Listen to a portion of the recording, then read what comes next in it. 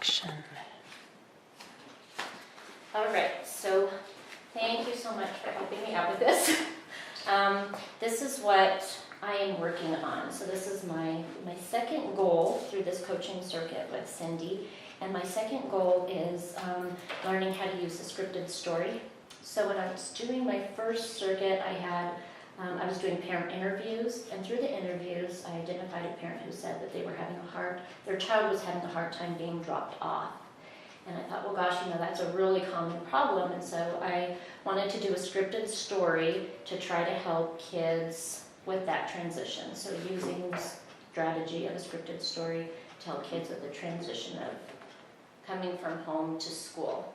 So what I am doing and what I'm practicing, I've got a set of skills. So first I'll need to gather all my materials together.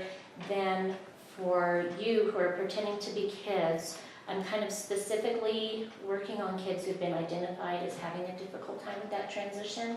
So they're the focus group for this. So they're the ones I'm specifically wanting to be part of the group, and then other kids are just invited to come. If they come, that's fine. So for each of those specific kids, I need to touch their shoulder to get their attention, so I can get some kind of eye contact with them so I know that they're hearing me, and then give them a 5-minute warning that we're going to take a pause in our playing and go and read a book together. Then I come back and do that again with about 2 minutes left, so they have about a 2-minute warning.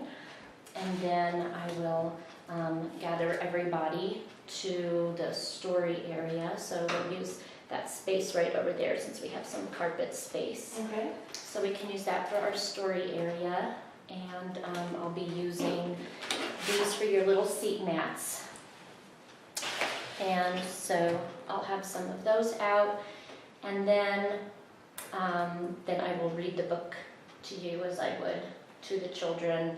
And then afterwards, do a thank you, some kind of physical affirmation, a thumbs up, high five, something like that.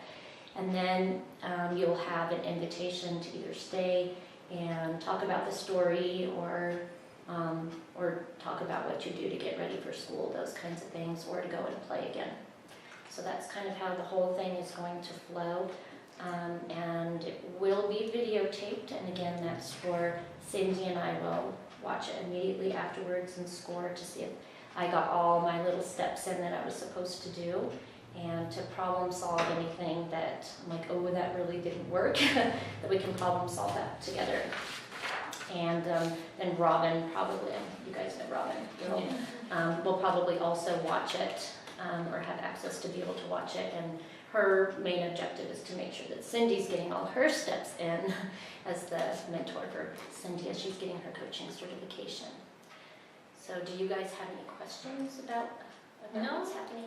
The other thing I mentioned to Cindy is my kind of one leeriness about this is that sometimes you'll go into trainings and stuff and people like to be the obstinate kid, and kids are a little bit obstinate, so as natural as possible would be as helpful for me as possible, but like the kid with a behavior plan or some major IEP or something would be a whole new skill set for me, so kind of acting like a typical normal kid. All right, I think we're ready to go. Okay, and did you want us to start at a certain place in the room and then we move to that area? Yeah, I'm thinking, you can just be anywhere in the room and pretending like you're playing and doing something. So when I do the 5-minute warning, I'm not actually going to wait until it goes down to 3 minutes. I'll have the timer, but we're just going to pretend the time has passed. So I'll announce about 3 minutes has passed, and so then I'm going to come and do the 2-minute, and then the timer's done now, and then I'll come in, and then again go through and do what I would there. And then I was so just sitting wondering, around awkwardly for 5 minutes.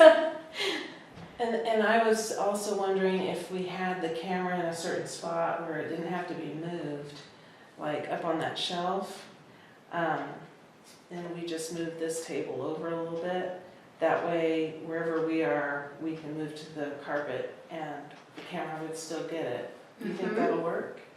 Yeah, Well, I'm wondering if there might be a spot closer to the carpet that would make it easier to hear Okay, for the story. sure. So let's see if we can. Maybe you guys can put the camera here. You can play with it. No. That's too. Yeah, it just depends on where we are in the room playing, so we can capture that too. Yeah. I'm Let's gonna see let if Rachel figure it out because she's Well, good at that. I'm thinking that we have that easel right there, and I'm thinking that we might be able to put the camera right up on top of that easel in the corner. So Okay, we'll check that out and see if it'll get the span of the room, okay, and then and still be able to see us on the carpet. okay, So perfect. we'll do a little testing and stuff really fast. Great. Thank you. All right. So if you guys have something that you need to do while I'm doing a Yeah, little but bit it of will testing tell of the camera, And then you can do that. I don't have to read Okay. anything, right? Because I need my reading glasses.